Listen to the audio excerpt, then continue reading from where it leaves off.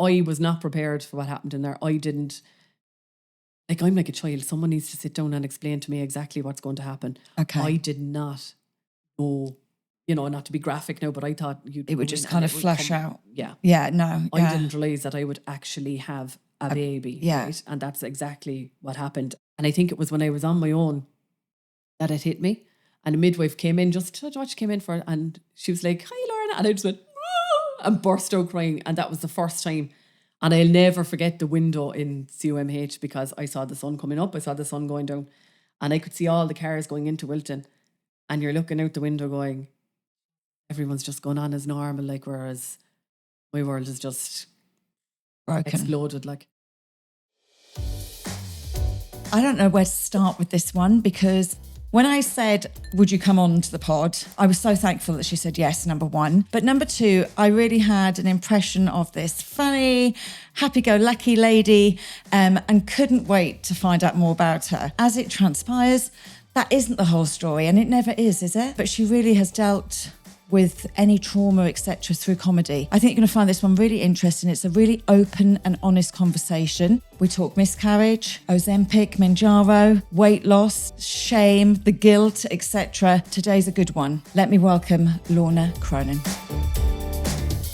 Lorna, welcome. Thank you. Thank you for having me. I'm delighted to have you on B-Bell. And I'm delighted to be here. And do you know what? I have a certain amount of people that I'd like are always on my list, and like I'm like, next time I see them in Marks and Spencer's, or I see them on Patrick Street, I'm just going to ask them. And then you just kept being on the list, and in the end, I said to my VA, "Can you just reach out to her, please? Because I want her on." But as you know, B-Bell is all about the person behind the screen or behind the business, whatever they might do.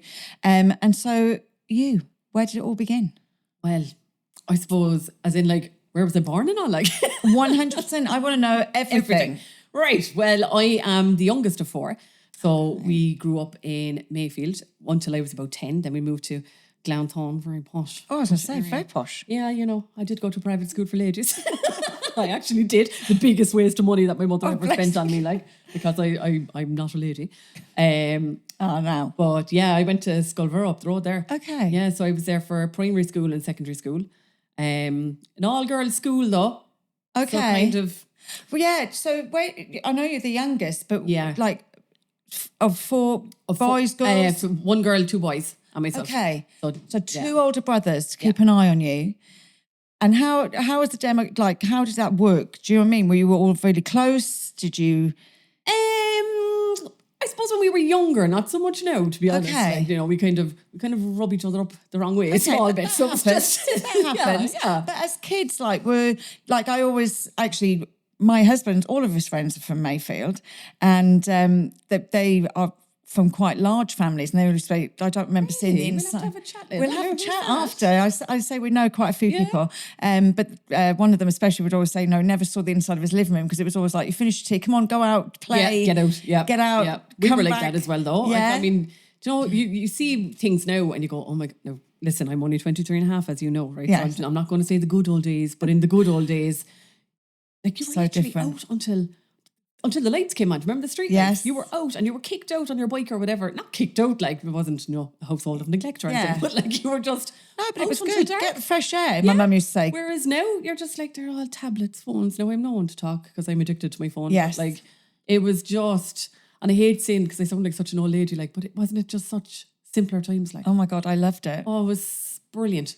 I loved it. I feel I look at my nieces now and think, I feel so sad for them, because we did. Now, in fairness, I have to say, a couple of my sisters, like, I mean, they're not tablet kids. They're out. I mean, I don't think there's an activity they don't do.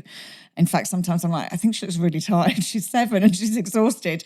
But I think it's really important to find what your gra is, isn't it? Do you know what I mean? So were you a sporty kid? Were you an academic? What Not at all. I was actually extremely shy. Okay. When I was growing up. Like, you'd never think it. And even now, I'm still actually, I don't know, but I actually am a little bit shy. But I think there is such a thing as an introverted extrovert. Oh, 100%. 100%. Yeah. So, like, when I was younger, I kind of found it hard, I suppose, to, like, make friends and things like that. Now, as it turns out, I was recently diagnosed with ADHD. So well, I was just going to say, we're all getting diagnosed. And my last guest had ADHD as well. And we actually spoke about, I'm not diagnosed, right? But my sister for the last 4 years always sends me these clips of this comedian that takes the piss out of his ADHD wife. And I said to her one day, you always send me the same one. And she's like, yeah. Yeah, hint, hint. And I was like, well, actually, I think it's a superpower. My brain works. But as I delved more into it, there's one thing that I really realised is that thing about finding it hard to make friends. I was a social butterfly. So I was always friends to everybody. But the relationship building was hard for me. And if somebody didn't take a like to me straight away, it would destroy me. It would hurt so deeply. Yeah. And it still does now at 54, like. Yeah. It hurts. Take everything to heart. Like things like that. And if, like, even when I was younger, if your best friend went off with another friend, you're like, oh, it was like being stabbed in the heart. It was awful. But like, there was no autism, ADHD, years ago. It was just, you were just kind of left to your weird own Mary and sloppy Susan. Yeah, sloppy Susan, lazy Lorna. But it was just, and now as an adult, I suppose because my son now, Charlie, is autistic. So when he was going through his assessment, that was a whole different story. It was all during COVID, so it was through Zoom, and they were asking all these questions. And as they were asking them, I was going, oh, I do that. I was like, oh. And then they kind of dawned on me. But it's still, again, typical ADHD. It took me years to actually go about getting my own assessment. And even though I kind of knew, I mean, to be honest, I'll get the number off you when you leave. But I will get assessed just because for some reason in Ireland, I do think this is an Irish thing, you have a certificate. We do. No, Do you know what I mean? Yeah. Like everybody's like, did you get a diploma? Did you get a degree? Did you get your ADHD certificate? You love a cert. And I've actually gone back to uni like a few years ago to get a cert that I didn't need. But I was just like, I'll just please everybody else and get the bloody cert. It's fine. That's more of it, like people pleasing and stuff, yeah. Absolutely. But as a kid with those, those superpowers of having that mad brain that can take in so much but can't concentrate on one thing at a time. How were you at school? Like, did you enjoy it? I didn't really enjoy school, if I'm being honest. Now, look, I was kind of, there was a different spectrum of kids in our school. There was the cool girls. Yeah. And there was the, not so cool girls. I was kind of in the middle, which suited me grand, there was no serious bullying or anything like that. It's just, I just feel I coasted my way through school. Yeah. Did what I had to do. I didn't get a fantastic leaving cert or anything. Studying I found very hard. Oh, you can't concentrate. Very hard. Couldn't do it. Even my homework, I'd leave everything to the last minute. Yeah. Projects, leave it to the last minute, try and pull a sickie to get out of it. And then you're kicked into school and you're like, oh no. Can we not do a video, miss? Yeah. But so school, I wasn't too keen on school now, to be honest. And I think going to an all-girls school as well, I hadn't a clue how to talk to boys or anything, It is mad. I just, listen, they're great schools and everything. But yes. There is a difference. I went to mixed school and my mates, great time for men and for boys and everything. I had great time for boys when I was at school. But snogging competitions at 11, 15, but which I always won, by the way. Good. I had to be good at something. Snogging competition. When I think about it, it's like, that's just wrong. But yeah, I mean, I loved school. I loved learning, but I just found it difficult to learn. Yeah. The written word was really hard for me. And so, but I kind of had an idea what I wanted to do. Now, I didn't end up doing it. I always wanted to be a choreographer. Oh, really? Yeah, I just loved, I taught dance till I was quite old. So I always wanted to be a choreographer. I always wanted to be on the stage, but I was actually always too large to be on stage. Do you know what I mean? That was just the way it was. But was there anything that took your fancy? Did you ever think, I'm going to be this? Do you know, if I'm being honest, right, there was never anything that I actually wanted to be, but in the back of my head, I was always, I think, a bit creative and things like that. And I think it was in fourth year, in transition year, they do these shows up in the fucking crane or whatever. Yes. And myself and my friend put on a kind of a comedy skit thing, right? First time ever now I did anything like this. I'd be myself around my couple of close friends. Yeah. The rest of the school would think, oh, she's very shy and very quiet. So I think when we did that, what it was, we were two cleaning ladies, right? I'll never forget it because there's still video footage that floated out. And we were Sharon and Tracy. It's not on the internet. It's back in the olden days. But we were Sharon and Tracy, these cleaning girls, and we came down from the back of the fucking crane, down the steps and giving out to people on the way down. And I could see people looking, going, is that your one? Like, Jesus, look at her. And then afterwards, then I could go back to being like, That's girl mad. again. Like, but I got a bit of a taste there for it with that. And I was like, I was oh going my to say, God, I'd love that. it gave you that. It gave me the boost. The boost. Yeah. Amazing. So after school, what did you do? After school, then I went to do travel and tourism. I lasted about 6 weeks because I couldn't, I couldn't concentrate. But so I came out of that, and then I went to Ryanair. So I worked in Ryanair. So I left. I never knew that. Oh yeah, I was a trolley dolly. Listen, if you're looking for an emergency exit, Yeah. like, so I mean, completely. I was 18, just finished school. Yeah, 18. Went to do my college 6-week life, and then I went, no, fuck this. And how it worked out was I had to go to London Stansted for an interview. Like at 18, I was such a naive 18-year-old. Hadn't a clue. Have never lived on my own. Never worked a washing machine, never cooked anything for myself. I was pampered. So over to London Stansted anyway, and my mum and dad came with me. And the guy that was doing the interview started chatting about Cork and stuff. And he goes, what's your granddad's name? So turns out he knew my granddad, or his dad knew my granddad and all. So sure, there was no interview questions. I had the job, right? So I was like, grand job, thanks, Granda.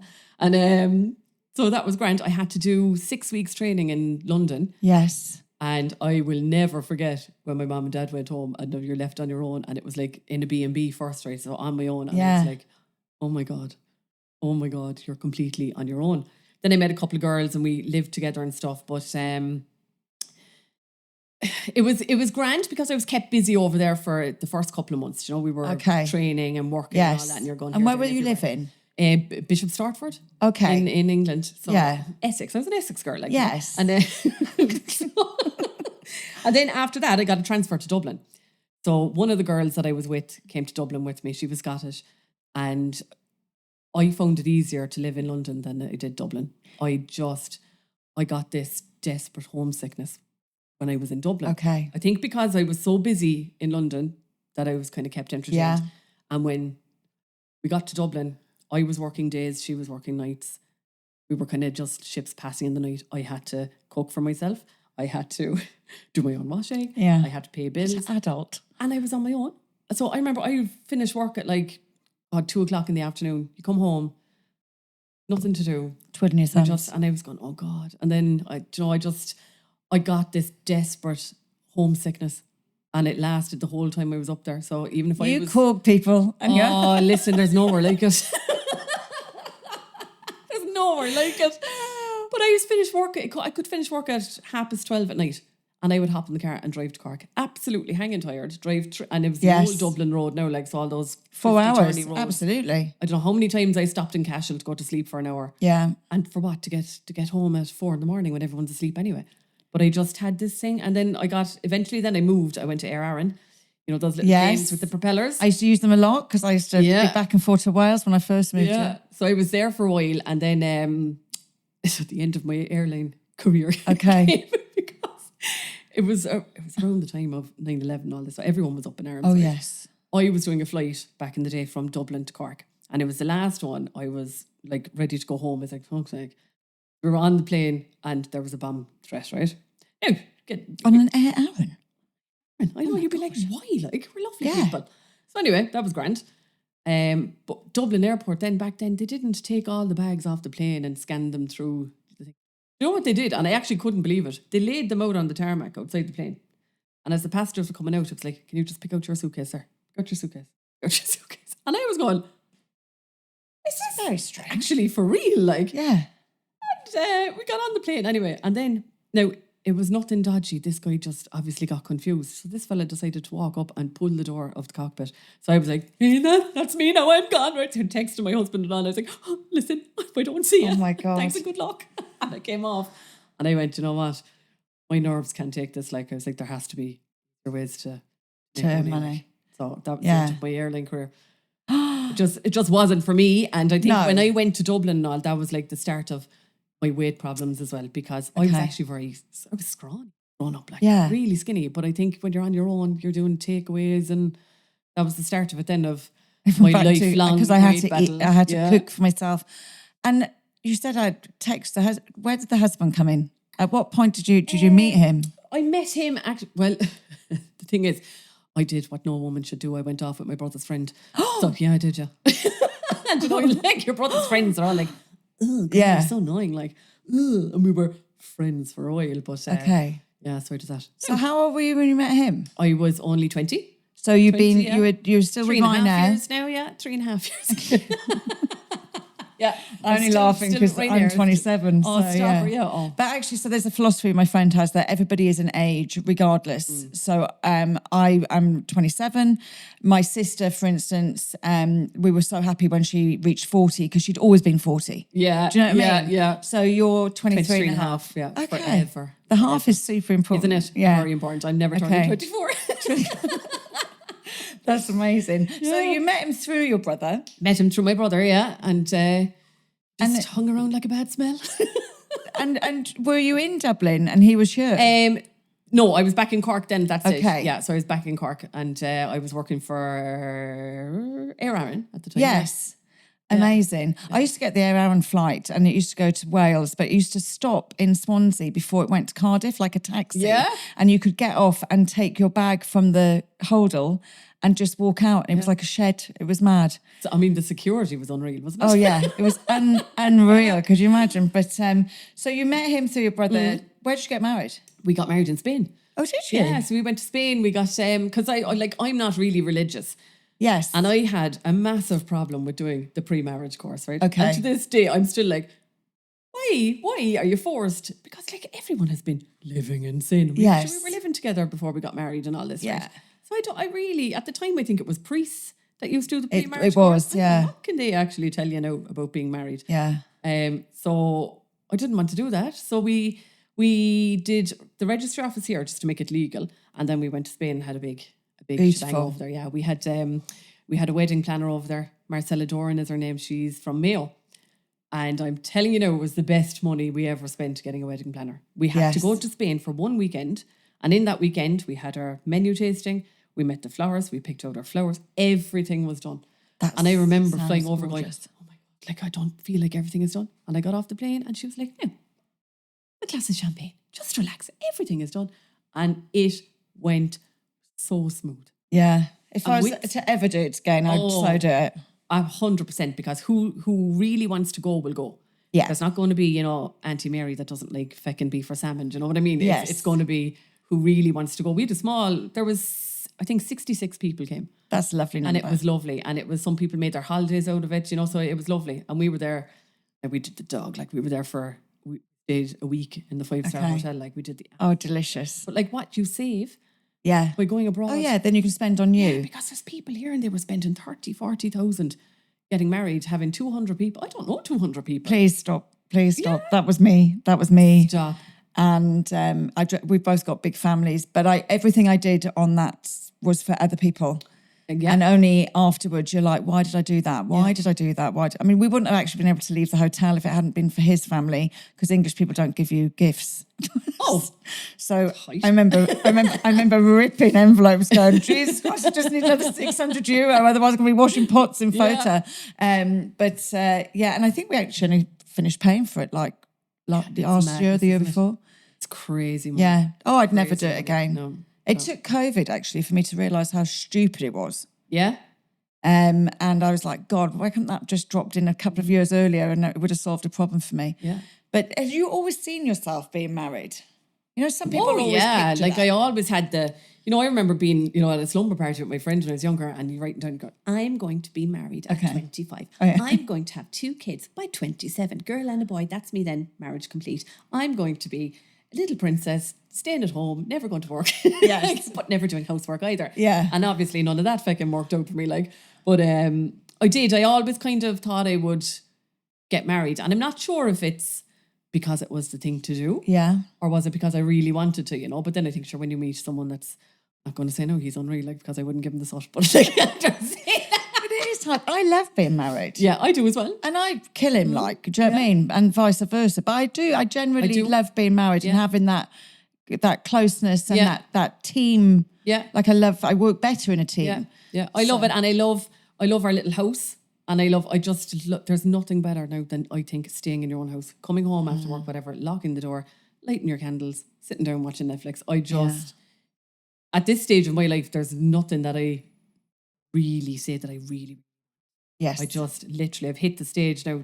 Sound like such an old lady, like where I just want a bit of peace. Yeah, no, Peace girl, I'm with and you. a happy little home. That's it. Absolutely, I am with you. So your career path, I suppose, next, you air rounds not for you. No. But do you know what you want to do? No, I'm really 42, right? And I still don't know what I want to do, right? So It will come. after that, and actually, you know, I at the time when I left RR, because I left very suddenly, because I was Yeah. this isn't for me, and I still remember my parents were actually on holidays in Lanzarote at the time, and I was like, kill me, like walking over a job, they're going to kill me. So Mahon Point was opening, so I got a job in Tesco in Mahon Point, and I was like, this 3 months, I'll just get there now, and I'll be like, oh, listen, Mom, don't worry, I have a job sorted and all, it's grand. Like, I ended up there for 21 years. I left Tesco's in my own point. 21 years I was in the cash office there. And I just, only a few days ago, handed in my notice.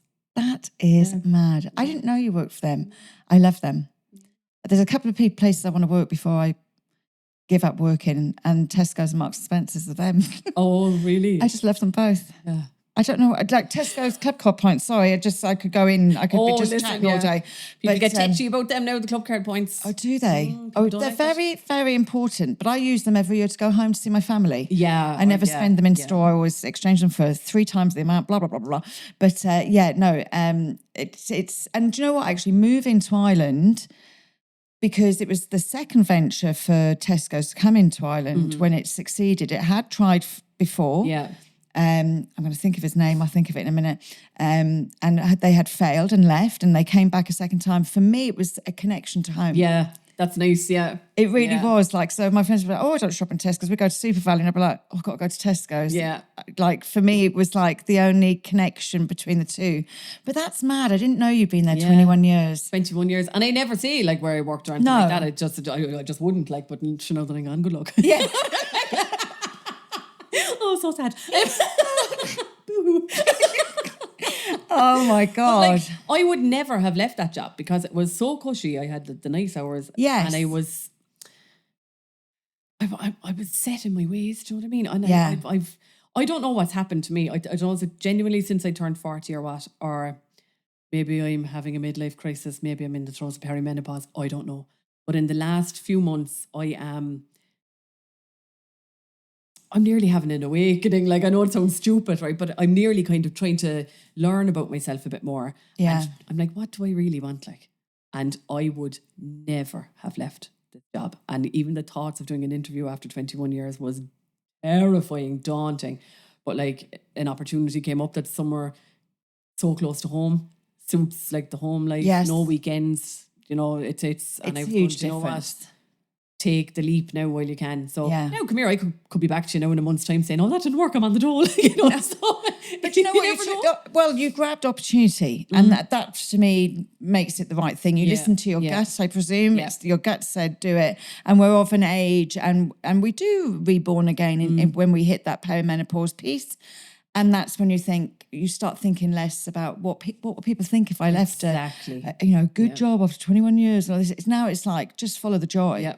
Yeah, that's exactly now the way I think, because I've always been a people pleaser. I've always worried what people think.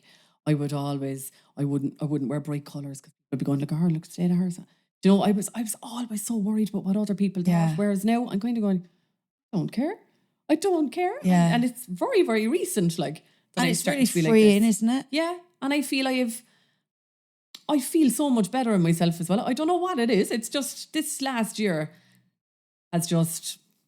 something has clicked. I don't know what it is. It's purpose, girl. It's purpose. And the purpose is you. And I do think you get to a stage, and I have this conversation on here all the time, that suddenly it's just like an epiphany. It's just like, actually, now is my time. Yeah. Do you have children? I have one, yeah. No, oh, yes. Yeah, we have Charlie. So Charlie is 7 now. He's autistic. Amazing. But we had a rocky road now to even that, because I've said all this on Instagram, but I've had like 11 miscarriages. So it's... Who the fuck do you think you are? I thought I had the most. I mean, how rude. Boom. She says, I'll take your 8 and I'll just top that. You know, like just putting you in your place. But so it was... I feel your pain. Yeah. And I know a lot of them were kind of... And I didn't didn't deal with any of that Yes. properly. And a lot of them were like very early miscarriages. So stupidly, half the time I didn't even go to the doctor. I got so used to them, I just went, that's what it is now, blah, blah, blah. There's an expression that they used for those, which they call it a missed miss. And I think I don't like that word, because I don't know about you, but certainly the minute I knew I felt it straight away, and my relationship had started. Yeah. So I don't think it matters. No. And I always say when people go, and how far along were you? Oh, I hate that.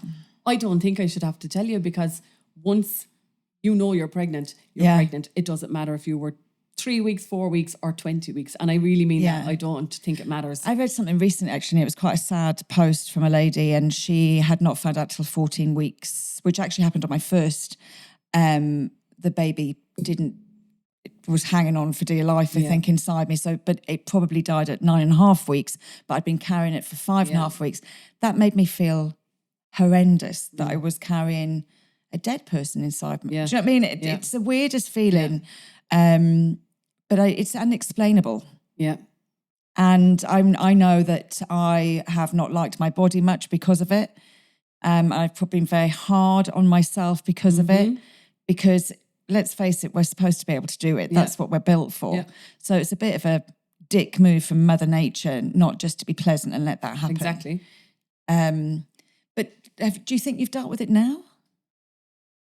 Probably not, if I'm being honest. It's only like, I know that a bit of it is being Irish as well, where we go, oh, well, that happened, just get on, get over it now. And, you know, you go back to work and you don't talk to me, don't, just get on with it. But the last one, I think, was the killer. That was the killer, because that's mine as well. It was, again, miscarriage. So the same kind of situation. So I had scans and everything was grand. And I'll never forget it. I went for a scan on the 5th of January. Perfect. And I went back on the 24th of January, and there was no heartbeat. And I was like, oh my God. Like, it said probably, in the last week. And I was just like, and what happened that day was, it was the one day where my husband wasn't with me. So I just presumed, you're just going in, sure, I only had a scan there a couple of weeks ago. Everything is grand, like. And I was getting regular scans because of your history of miscarriages and all that. So I really didn't think anything of it. This episode is brought to you by Skin Formulas, an Irish skincare brand created by skin experts and trusted by thousands of customers and skin clinics. Built on science, results, and a deep understanding for skin health, Skin Formulas is designed to help you feel confident in your skin. If you want to know more, then go to www.skinformulas.ie. I you have to drink all the water for the scans. So I was absolutely bursting. And this is what's kind of half funny. Like, lying on the bed, and when you know that there's something wrong, he was taking too long and he kept looking at the screen, and I was going, oh. And then he said it, and my reaction was, all right, so I kind of just sat up, and I was like, right, no, couldn't even, I just said, right, so what do I do now? He called a nurse in, and, they're doing the... Is that CUH? It was, yeah. The curtain of doom. No, it wasn't it was over in the private clinic. So I went private this time because I thought, I went public every time, and I really think the CUMH should have a section for people going through miscarriages. Well, and stuff, right? I went in recently to have an abdominal scan, and I thought I dealt with everything until I went in that day and realised I hadn't dealt with anything. Yeah. It was so traumatic. Yeah. And I've actually been in touch with a lot of people that are trying to do that at the moment. And somebody had started a charity to make a room for a bereavement room, which I think is a really great idea. The problem is, I don't know how good that room will be, because you don't know. It's like, I don't remember it. I just blacked out. You're in a daze. I remember, as I said, no, I had the full bladder, right? Yeah. The nurse came in, she was like, do you have your parking ticket? In the middle of it. And I was like, my parking ticket? She validated the parking ticket, and then it was like, oh, whoopie fucking do, sorry. And I was like, go home. I was like, what do I do? Like, and they were looking the jigs and the reels. I had to go into hospital anyway, and and DNC. No, I had to have. You had to have it, like, so.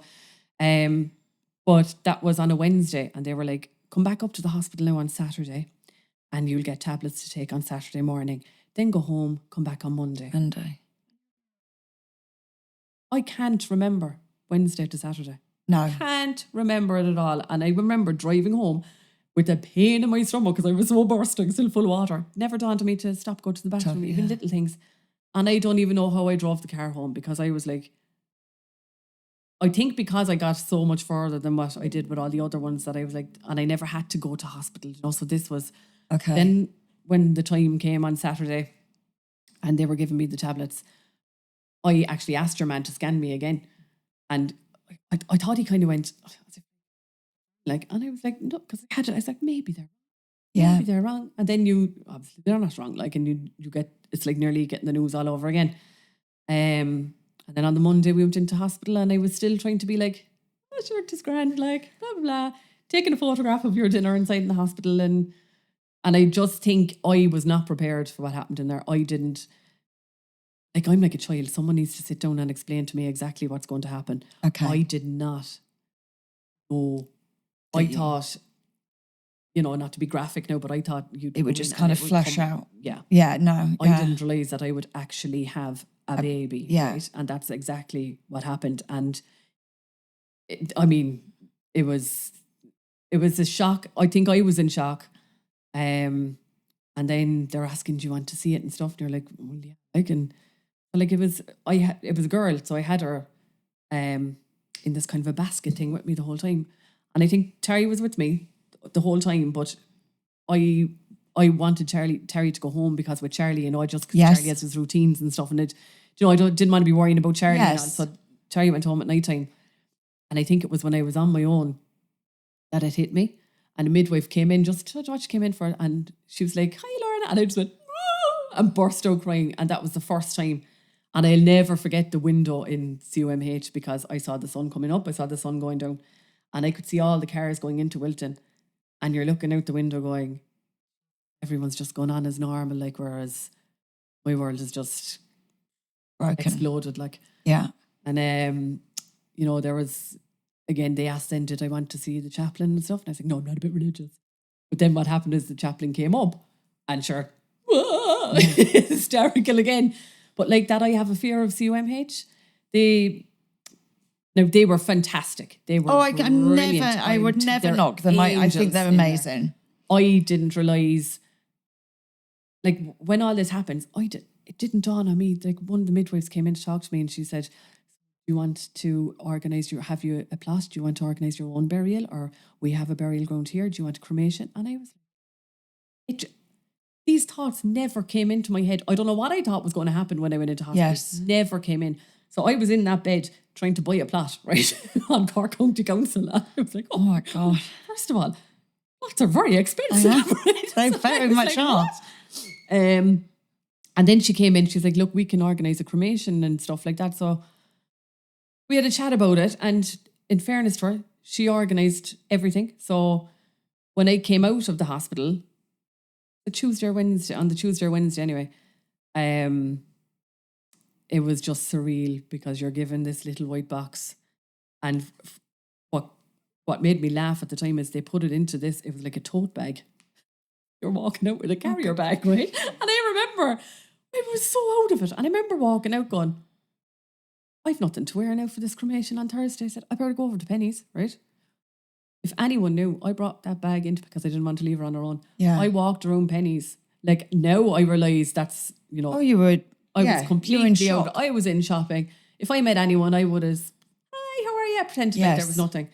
Well, if you're anything like me, you probably would have told them what was in the bag and what you. Do you know what I mean? It would have all come out in 2 seconds. But I'm fine. And we're getting ready. And do you want to come? Have a cup of tea? Yeah. But I will say that was probably the most horrific, traumatizing. And to be honest, I can say it now because it's like I'm only able to talk about it now. I've gone 2 years without.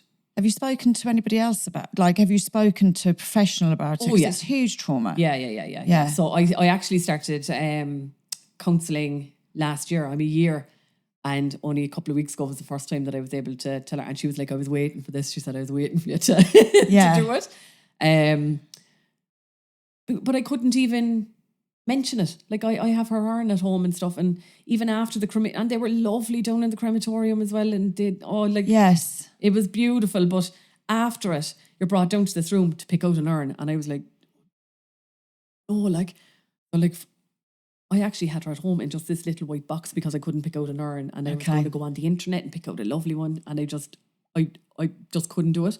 It took me 6 months to go down and get an urn. So we finally kind of got her proper urn in June of that year. This all happened in January. And I remember sitting outside the crematorium, the water outside there. Yeah. And I think I can honestly say that was the lowest I've ever felt. And I remember thinking, if I didn't have Charlie now, I'd probably off into the water. And I've never thought like that. But I think it's because it's so lonely. Yeah. Because, your experience will be different to my experience, different to somebody else's experience. No one can really understand how your body feels because we all experience. I know from mine, every single one was completely different. Yeah. So how can mine be similar or like somebody else? So my trauma was loneliness. Yeah. I felt so lonely. And so I'm always watching now, not just through miscarriage or anything, but I'm always talking about loneliness because it's such an intense feeling. I don't want anybody to feel it. It's awful. It's the worst. Yeah. And everyone can flit around you and be doing this and doing that, but it's like you kind of want to be on your own, but you don't want to be on your own either. And I think really the only people who will understand it is your partner and yourself because they were there. And there is the thing of, come on now, get up and at it now, get on, get over it. I remember I was 4 days after it and someone got on to me and they were like, are you ever going to come call up to us? Are you ever going to come back? And I was like, oh my God, it's just, I don't know. People just don't. It's really hard. It's unless you've experienced it, it's hard to explain it. I just think it's the darkest place. Yeah. I do remember after my third or fourth sitting in a very dark room. And I was very fortunate. I worked for a fabulous company at the time and they were so kind to me. And thank God they were, because I needed time. Yeah. And I would never have given myself that time and they made me take it. Oh, that's brilliant. Yeah, they were really, really, really lovely. I'll always remember that. But I just think it's an emptiness you'll never be able to explain. No. And I think, I know every miscarriage was brutal, but this one, I don't know, was it because it's different. I didn't expect what happened and I should have, and half the time I'm going, my God, are you thick? How did you not pop what was happening? I think I just went into a survival mode thing, or I don't know what I did, but I got some land in that hospital. Thank God we don't think about it. Do you know what I mean? Because if we did think about it, or we actually remembered everything, because our brains are clever, our brains block out a lot. Yeah. I actually hid a lot from my partner because I know he wouldn't let me keep going if he knew half of what was going on, which was a big mistake. Yeah. Do you know what I mean? But I definitely hid things from my family as well, from my sisters. And so, Well, I did as well, to be honest. I've only ever kind of spoken about this with my husband, that's it. Because I don't think, as you said, I don't think people understand it fully. Or some people can be very cruel as well. They go, sure, or they'll go, but how far along were you? But sure, it's not even a baby, or it's only this, or it's only that. And as I said, I don't care if it's 1 week, 2 weeks, 20 weeks. Yeah. I'd be like, you're pregnant. Off. Yeah, exactly. Yeah, exactly. Yeah. But I will say that one now was the right thing now that absolutely floored me. And since then, eating my feelings and piled the weight on something fierce. Not just that, there was other traumas as well and stuff going on, but that was the one for me personally now that really takes a lot now to knock me. And that did. Can I ask what year that was? Sorry. Only 2 years ago. Okay. So I'm watching you on a screen at that point and not really understanding that that's what you're going through. And you're using that, and which I did too. Yeah. I would go on Snapchat all the time and get it out of me. I need to give it to someone else constantly. Yeah. But I think it saved me. Oh, 100%. 100%. Even when I was having the early miscarriages, I went to Instagram to see were there any accounts now of people like that. And actually there wasn't at the time. And now I wouldn't be one now for coming on and talking about it all the time. But what happens with me is when something, traumatic happens, I kind of go missing off Instagram and stuff. And then you get messages, hey hon, hope you're okay, you're gone for a while, blah, blah, blah. And you're going oh, just go away. But then I go, I can't lie. So I just come on and go, this has happened. So I think I just put up a post, Well, but that's it. And yeah. I'll never talk about it again. Okay. And that's how I do it. And then I'll come on the next day and I'll be doing laughy jokey. I deal with stuff with humour. Oh, I do too. 100%. I've told miscarriage stories from a comedic... Yeah. Because that's how I've created it in my head as well, by the way. Because I've gone, actually, if this was an actual 30-minute episode, it would... There's so many fucking disasters. It's actually comical. Yeah. Do you know what I mean? Yeah. I always say, you couldn't write this. Yeah. You couldn't write this. You couldn't write this. And I'm never again going into a new year going, this year should be better. Yes. Surely nothing else can go wrong this year. Absolutely. Every year from 2020, it's just been one thing after the other. Like, it's just, and you're kind of going, Give me a bloody break. Like, yeah. So, and obviously, you're saying when you came in, we were talking about Ozempic because I'm taking Ozempic, and I know that you've been on that journey. Is it Ozempic you're taking? It's Mounjaro. Mounjaro that taking. I'm on, yeah. I missed Mounjaro. I took Mounjaro. I much preferred it. From a brain perspective, I loved what it did to my brain. I found I was very, very productive. My brain fog completely went. My menopausal brain fog. A lot of people say that it's nearly like ADHD medications as Oh well. my God, Yeah. it was amazing. If this doesn't work for me, actually, I just would like to microdose on that, because I really think from that perspective and choices made me make really sensible choices, not just about food, just in Maybe general. that's the difference in me. Seriously, maybe that is the difference in me, because it's all it's around the same timing. So when did you think, okay, I've piled on some weight and I'm not feeling, and this is a really important thing because I talk about it a lot on my platform. I like myself. I'm really happy with myself. I've always been a larger lady, and someone said, you must stop saying you've always been, but I have always been. Since I was a kid, I was always the biggest, do you know what I mean? But I don't feel comfortable in my skin at the moment. Yeah. And I never want to feel uncomfortable. It's only a vessel. You know, my heart and my soul is so much more important. But I don't like the look of it. Yeah. Well, I was like that, I think. And I'm not putting it down to the miscarriage or anything like that, because I was heavy kind of even before all that, right? Okay. Not going to lie. But I slowly put the weight on from when I was like 18 up to now. And I don't think I actually realised It just creeped. how much. Now, after that last miscarriage, I will say I put on about 3 stone very quickly. And I got to the heaviest that I ever was. I felt awful, like no energy. I could sleep for weeks for you if you left me. My knees were hurting, like walking up the stairs. I actually felt I was getting out of breath walking up the stairs. And it's only when I saw a photograph, because I always say, I think I've backwards body dysmorphia. I used to look in the mirror and go, oh my God, girl, you're unreal, right? You see a photograph and you go, oh my God, what's that like? I used to have it. I look like, someone sent me a picture the other day. I look like an orange in a black suit jacket. It's fucking horrendous. But I was the same. I'd be like Shallow Hal, but the reverse. Yeah, exactly. That was me. And I'd be like, I'm putting a dress on. Why doesn't it look like it looks in that picture? Because I look amazing and it doesn't look the same.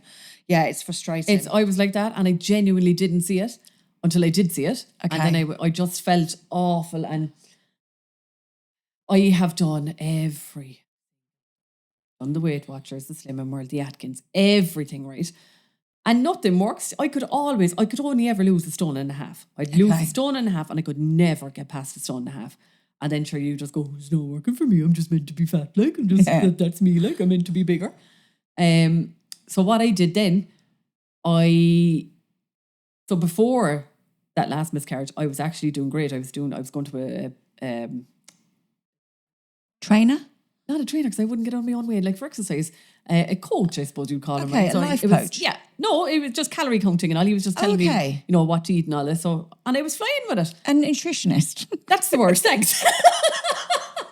You know your man with the food, like that fella. Yeah, that fella. But, and I was doing so good with that. And then I put a pause on it because of everything else. And then I just never went back. And so quick, it's actually frightening how quickly you can. Oh, it's so easy. I only need to get a sniff of food and it's on. And then I actually made an appointment for bariatric surgery. I inquired about it. I had my appointment made and everything for May 2025. The joke is, right, I would not take a Panadol for you. So the thoughts of me going up to Dublin, by the way, not even Cork, to get surgery was just hilarious. But I was like, no, I'm going to do it because I'm shit sick of this. Like, I'm going into my 40s. I'm heavy since I'm fucking 18. I'm just... Yeah. there has to be, you can't be feeling like this. Like, then as well, there's all health problems. Like, my family is riddled with heart stuff and all the rest, right? So I said, that's it. I've my decision made now, blah, blah. Then I started hearing about this thing called Ozempic and stuff. And I was like, what's that? So I started stalking a few people on Instagram, and that's how I kind of really looked into it. And I think it came out in Ireland in February of last year. Yeah. And I had a chat with my GP and everything, and I got the prescription for it. Oh, will I just chance it? So I got on to St. Vincent's and I said, look, I'm just going to try this now. I might be back on to you in a few months. Yes. And I'm telling you now, since I took the first dose of it, it has been a life changer, an absolute life changer. 3 days in, it was like someone turned a switch off in my brain. Which is completely different to Ozempic. So I took Manjaro for 4 or 5 months, and I really loved it. I loved what it did for my brain. Ozempic, I've had none of that benefit. But there's something, because obviously Manjaro is made for weight loss. Ozempic is and the reason they put me on Ozempic this time is because they think I'm insulin intolerant, Right, okay. which would put me on the cusp of diabetic. Yeah. Now, I'm obese, I'm holding a lot of weight. So we're all pre-diabetic. Oh, yeah. Somebody texted me the other day, said, are you pre-diabetic if you're on Ozempic? And I said, Everyone is really. we're all pre-diabetic if you don't look after yourself. Yeah. You moron. But do you know what I mean, though? I was just like, we are. It's like we're all perimenopause until we go through menopause. Yeah. I shouldn't use that word. That's awful. Anyway, so for you, obviously it's worked, but I think it's an important... It's worked, but it's slowing down now, I have to say. Well, that's fine. But how much have you lost? I've lost 3.5 stone now so far. That's a lot of weight. I've never gotten past 1.5 stone. Yeah. And it was the big thing for me is I always thought about food. I could literally have my breakfast for you, and I was thinking of dinner. Thinking about my lunch and my dinner and what can I get. And like, even when I was driving to work, being good, bringing my lunch with me. And listen, even when I meal prep, I'd have like my tub of fruit that I'm going to have for my lunch and stuff with my lunch. Yes. I'd be driving up in the car going through the tunnel, eating the fruit. Okay. I'm just brutal. And then I'll pick up a bag of crisps in the shop, and I was eating crazy stuff like share bags of Doritos. I mean, share bags. See, I want to do that. I can't stop. Yeah. That's the thing. I will go head first into it, and I don't even realise I've eaten the whole bag. And I thought my friends come to me for diet and health advice. That's what frustrates me. Yeah. Because I'm so bloody good. Yeah. But anyway. Oh no, look, I totally did it to myself, like, totally. Yeah, but do you think as well, so I've got this theory, I've never really sort of got under a certain size, like an 18-20, and I really like myself as an 18-20, but I always found it really hard to go further because at an 18-20, everybody tells me I look fantastic. I also have friends that say, oh, don't be doing that now, Sean. I mean, I don't think you'd suit being slimmer. Oh, you look very gaunt. I don't want to. What if you lost your face? You'd want to stop now. Your face is changing. That's what I think. You want to stop. Your arse is gone. That's what my mother said to me. Your arse is gone. My head couldn't get any smaller. Like, it actually couldn't. I mean, it's such a pinhead. But that's really confusing, isn't it? Yeah. No, I think a lot of people as well are just used to being, a jolly friend, like, kind of a thing. Like, I don't know what it is, but people do kind of, they go, oh, I don't know, would you But we're want not to be? funny because we're fat, Lorna. Yeah. We're funny because we're fucking funny. All the skinny bitches are shitting themselves now. I'm coming. But I don't know what it is, but it's just, now saying that though, like, I was like that as well. I was in like a size 20, 22 and stuff. Yes. And I'd say I'm about a 14 now, but I still, even when I go to buy clothes, I'm picking up. It's just... Yeah. Like, my body might have changed, but my head hasn't yet, like, and I'm still... It's a big adjustment period as well, like, I know I still have a fair bit to go as well, like, I'm not... But there's another piece to this as well. Whenever, I don't know if you find this, but whenever I talk about it on socials, I don't get an awful lot of comments under the post. I get fine comments, but the DMs blow up because everyone's on it. Everyone is on it. That's the thing, right?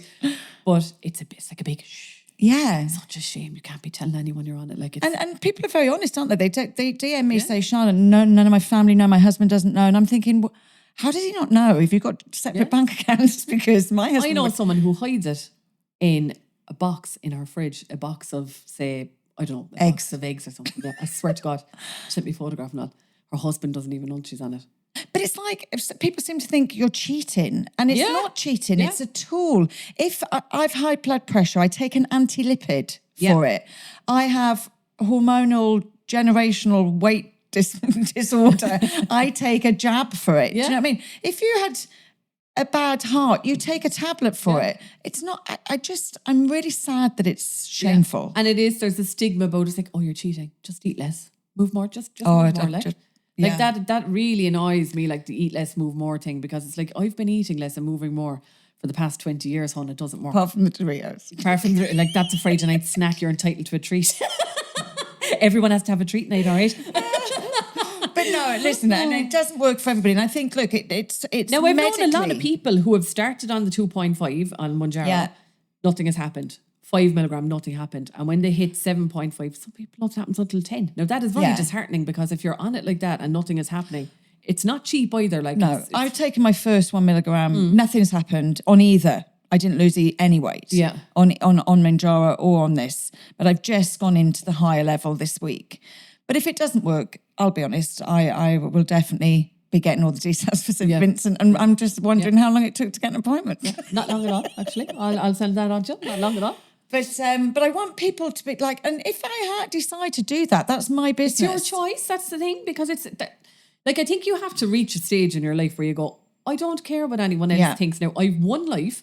Life is actually very, very short. So do what you need to do for yourself. I don't want to be, at 60 going, Jesus, my legs are killing me. I can't walk, my knees are out of breath and stuff. I need to be as healthy as I can. And it's taken me this long to realise that. And that's just what I'm doing now. So it's taken you this to really start having that confidence and that it's ready time for me. What else are you doing though for yourself?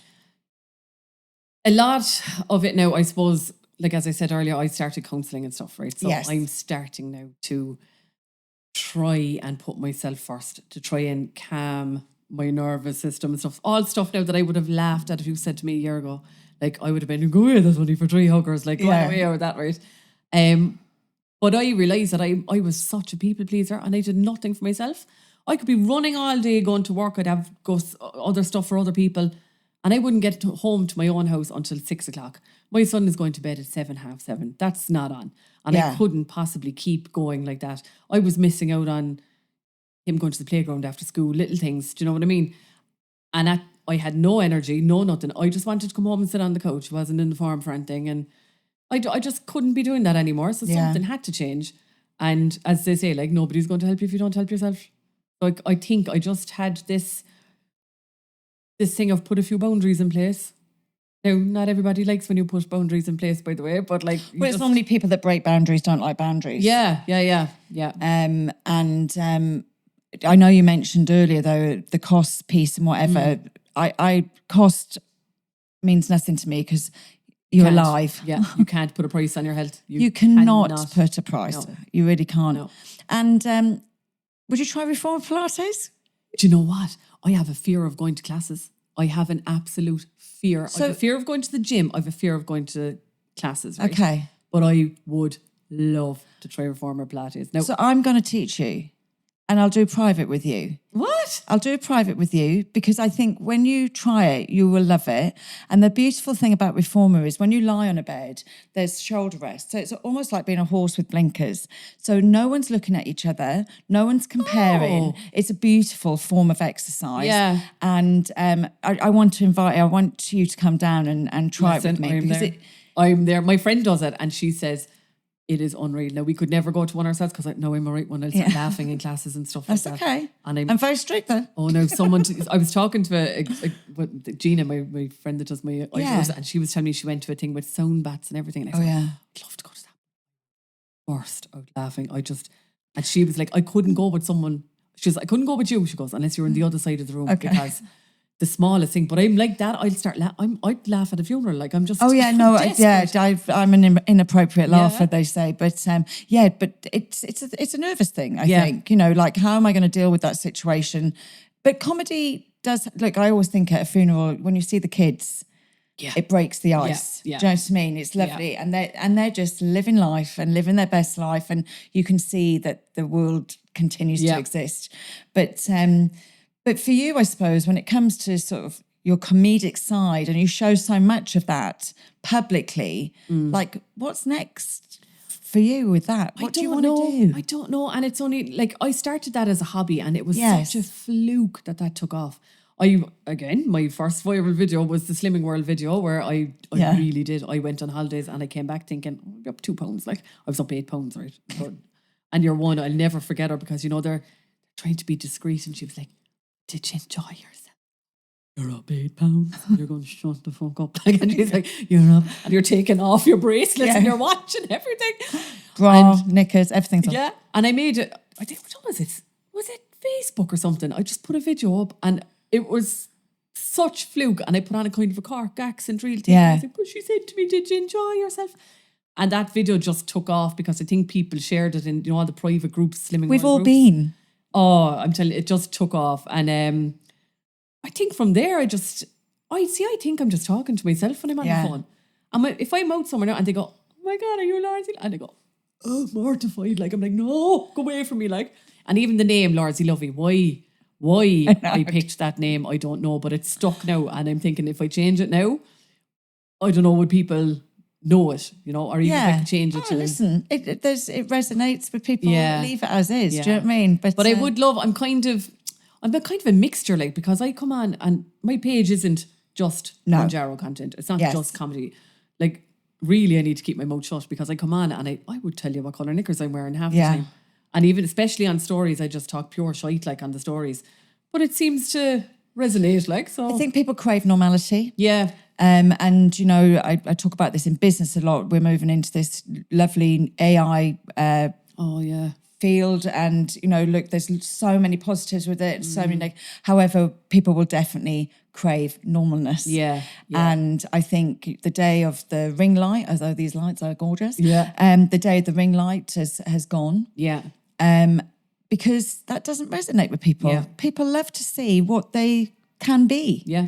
And I'd love to make something of it, but it's grown organically. I think on Instagram I've 50,000, I've 90,000 on Facebook and all that. But like followers really are just a number, do you know? It's engagement, isn't it? And it's actually it's community. Yeah. And now I will say I found great support with it as well. Yeah, and not huge. even when I did have the miscarriages and stuff, or even last year, my husband was diagnosed with cancer last year. It was just the support I got off complete strangers. It is like a hug. It was. There's so many negatives with social media as well, but there's so much support as well. And I'm telling you now, the support that I got off complete strangers, I'll always be grateful for. So even if I just come on talking shite for the rest of my days, I'm happy to do it. Do you know what I mean?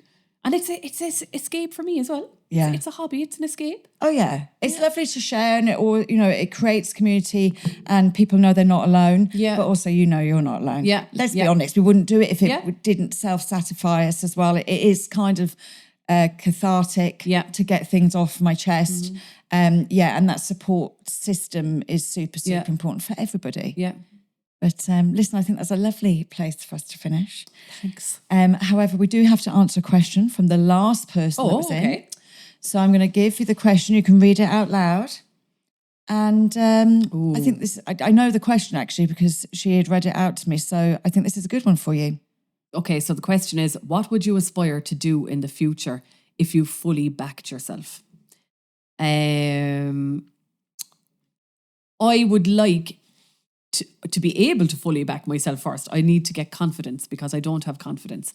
I would love to have the confidence to push myself further. Even on social media, I've been asked to do so many things and I just go, oh God, no, I couldn't do that. Like, no, because I don't have the confidence.